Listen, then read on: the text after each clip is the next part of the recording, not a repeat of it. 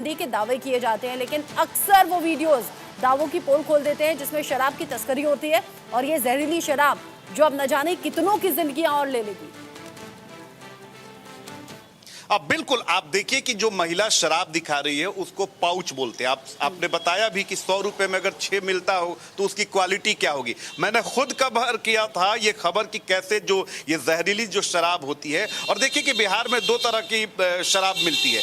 एक तो महंगे ब्रांड वाली जो हरियाणा और उत्तर प्रदेश से बिहार में आती है, और वो भी तब आती है जब बड़े बड़े स्कैनर, करोड़ों रुपए के स्कैनर चेक पोस्ट पे लगाए गए हैं। उसके बाद शराब की आवक होती है, वो 1000, 1200, 1500, 2500 रुपए में मिलती है वो शराब। उसको पीने से किसी को कोई परेशानी नहीं होती है। लेकिन जो गरीब तबका है, सबसे ज्यादा मजदूर तबका बिहार में है, जो बमुश्किल 500 रुपए एक दिन में कमा पाता है, उसके लिए यही मुफीद होता है कि वो ये 100 रुपए में 6 पाउच वाली शराब ले और पिए। और इसको बनाने की मैं अगर बात बता दूं, मैंने खबर इसको किया है, वो ऐसी जगहों पर, इतनी गंदी जगहों पर बनाई जाती है कि फर्मेंटेशन से कोई मर जाएगा। यूरिया डाली जाती है, स्पिरिट, वो भी काफी घटिया किस्म की स्पिरिट उसमें डाली जाती है। फॉर्मुलेशन, केमिकल फॉर्मुलेशन, बजबजाती हुई वो महुआ होती है जहां पर आप दुर्गंध की वजह से आपका वहां पे रुकना मुश्किल होता है। अगर वैसी शराब को कोई पिएगा और उसका फॉर्मुलेशन, क्योंकि देखिए कि बिहार में अभी जो शराब बनाने वाले लोग हैं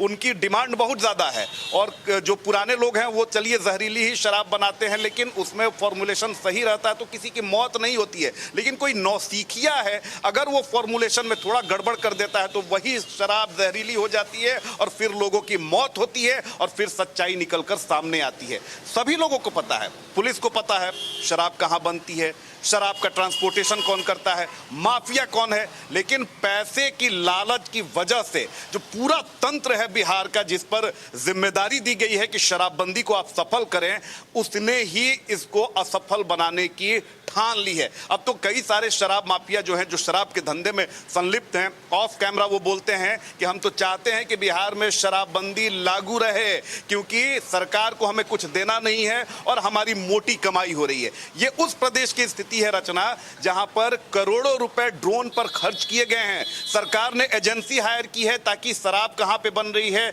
कहां से उसका ट्रांसपोर्टेशन हो रहा है, ड्रोन के जरिए उसकी निगहबानी की जा सके। लेकिन ये सिर्फ आई वॉश के लिए है। शायद ही कोई ड्रोन दियारा इलाका में उड़ते हुए दिखता हो। करोड़ों रुपए के बोट खरीदे गए, वो सैंड में जो गाड़ियां चलती हैं, बाइक चलती हैं, वो तक बिहार सरकार ने उत्पाद विभाग को मुहैया कराया है। लेकिन ये सारी चीजें शोपीस हैं, सिर्फ जब इनका इनॉग्रेशन होता है, उनका डेमो किया जाता है, लेकिन जब उससे छापेमारी की बात आती है तो कोई नहीं जाता है। तो शराबबंदी बिहार में इस तरह से अब कारगर हो चुका है और उसका दुष्परिणाम इस तरह से निकलकर सामने आ रहा है कि अगर इस पर सरकार गंभीर नहीं होगी तो ना सिर्फ शराब से लोगों की मौत होगी, बल्कि बिहार में अपराध का एक नया ट्रेंड भी अब स्थापित होता हुआ दिखाई दे रहा है। शराबबंदी की वजह से स्मैक की डिमांड बिहार में बढ़ चुकी है, गांजा की डिमांड बढ़ चुकी है, चरस की डिमांड बढ़ चुकी है। तो सिर्फ एक शराबबंदी आपने कर दिया, लेकिन इस शराबबंदी की वजह से कितने नुकसान हो रहे हैं, इस पर भी अब नीतीश कुमार को ध्यान देने की जरूरत है। अब जवाबदेही तो बनती है, आम लोग जवाब पूछ रहे हैं, मुख्य विपक्षी पार्टी आरजेडी लगातार हमलावर है, वो सवाल पूछ रही है। लेकिन बड़ी बात यह है कि नीतीश कुमार हैं कहां? किसी तरीके से कोई रिएक्शन उनका सामने आया या फिर बाकी पार्टी के नेताओं का?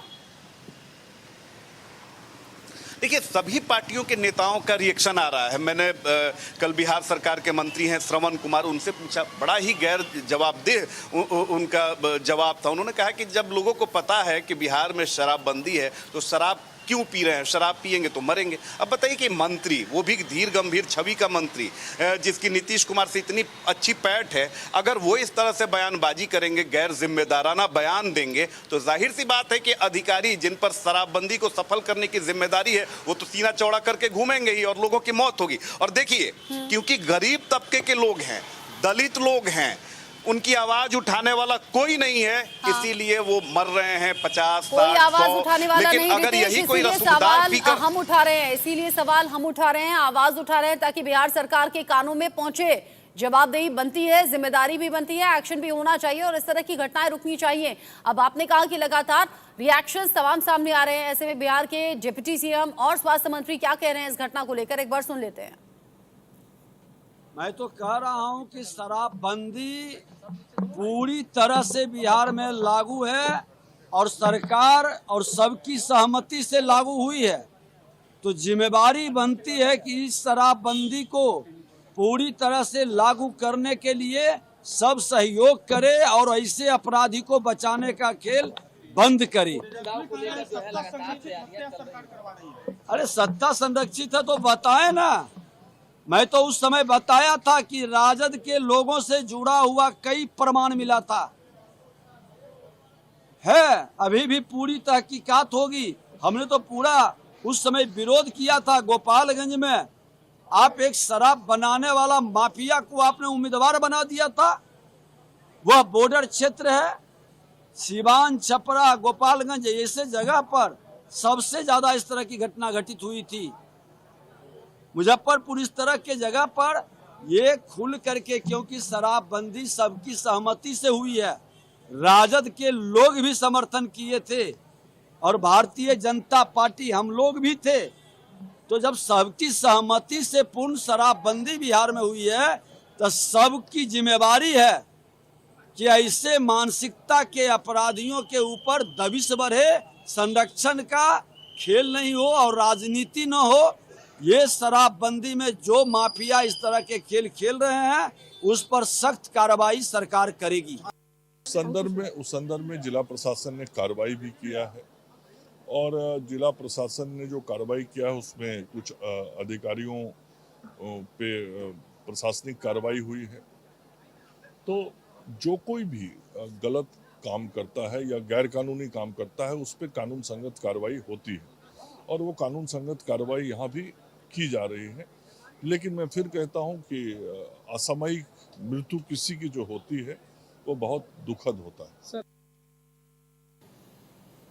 रितेश हमारे साथ लगातार जुड़े हुए हैं। रितेश, ऐसा लग रहा है कि बयानबाजी सिर्फ एक जिम्मेदारी की इतिश्री करना है, सिर्फ एक फर्ज निभाने जैसा है कि हाँ एक्शन होगा, कार्रवाई होगी। अगर इतना ही कार्रवाई